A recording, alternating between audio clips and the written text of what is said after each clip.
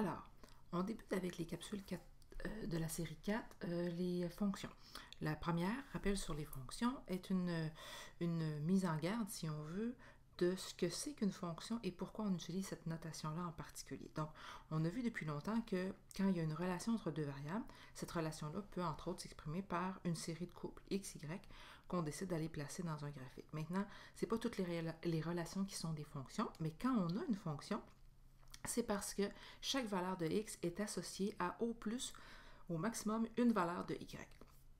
Et ça, cette relation-là particulière qui fait que chaque x possède un seul et unique y, eh bien, va nous permettre de débuter l'étude des fonctions. Et on utilise, pour bien spécifier que c'est une fonction, la notation fonctionnelle. Donc, la notation fonctionnelle, c'est pour bien exprimer que, en fait, notre y, il est un résultat en fonction d'un x. Donc, c'est pour ça qu'on va utiliser comme notation ce que vous avez ici, f de x, pour représenter en fait nos y. Donc, cette écriture-là vient remplacer notre y autant dans l'identification de nos axes ou dans la règle qu'on va aller s'écrire éventuellement pour représenter la règle d'une fonction. Maintenant, vous avez vu, il y a de cela peut-être un certain temps, le test de la droite verticale. C'est un test qui nous permet de voir, visuellement bien sûr, si on a affaire ou pas à une fonction. Donc, le test de la droite verticale, ce qui est très simple, c'est que c'est un peu comme si vous preniez votre crayon ou votre règle et vous la passez, cette règle-là ou ce crayon-là, sur votre graphique papier que vous avez devant vous. Donc, vous allez de la gauche vers la droite et vous balayez votre graphique. Mais vous voyez si c'est une fonction ou pas, si, quand votre droite ou votre règle se déplace, vous voyez qu'il y a un seul contact pour un x particulier sur cette courbe-là.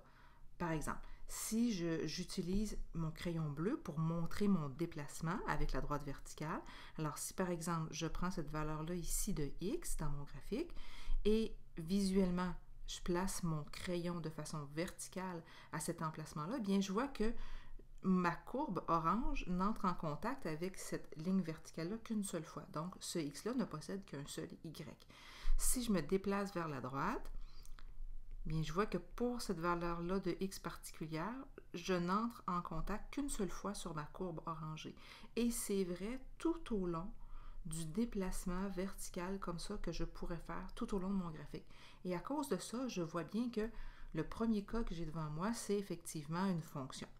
Pour le deuxième, la même chose. Donc, si on faisait scanner d'une certaine façon visuellement, verticalement, une droite, eh bien, on verrait qu'à chaque fois, pour chacune de ces valeurs de x-là, notre ligne n'entre en contact qu'une seule fois avec la courbe qu'on a tracée tout au long. Donc, on voit qu'ici aussi, on a affaire à une fonction. Et c'est vrai aussi pour le dernier cas que vous avez à l'extrême droite. Par contre, dans les cas qui sont en bas, vous voyez que ce test-là échoue. C'est-à-dire que quand on a voulu scanner et aller de la gauche vers la droite, on voit que peut-être parfois ça peut fonctionner. Comme par exemple, si ici, je suis pour ce x-là ici, je vois que j'entre en contact une seule fois. Mais à un endroit, c'est problématique. Pour ce x-là bien particulier, j'ai deux valeurs de y qui lui correspondent. Et ça fait en sorte que ça ne peut pas être une fonction. Même chose dans le deuxième cas, vous voyez, j'ai une portion complètement verticale qui fait en sorte qu'il y a plein de contacts avec cette ligne verticale-là. Donc, à cause de ça, on n'a pas l'unicité de un x associé avec un seul et unique y. C'est pour ça que ça ne fonctionne pas. Même chose dans le dernier cas, vous voyez que j'ai une problématique ici et là parce que j'entre en contact deux fois pour ce x-là bien particulier. Donc, c'est pour ça que les cas qui sont dans le bas ne fonctionnent pas et que ce ne sont pas des fonctions. C'est des relations, mais pas des fonctions. Maintenant, on a vu depuis environ le deuxième secondaire qu'une fonction peut être représentée à l'aide d'une table de valeurs, d'un graphique, d'une règle, et on va poursuivre cette étude-là dans le courant des dernières capsules que nous ferons.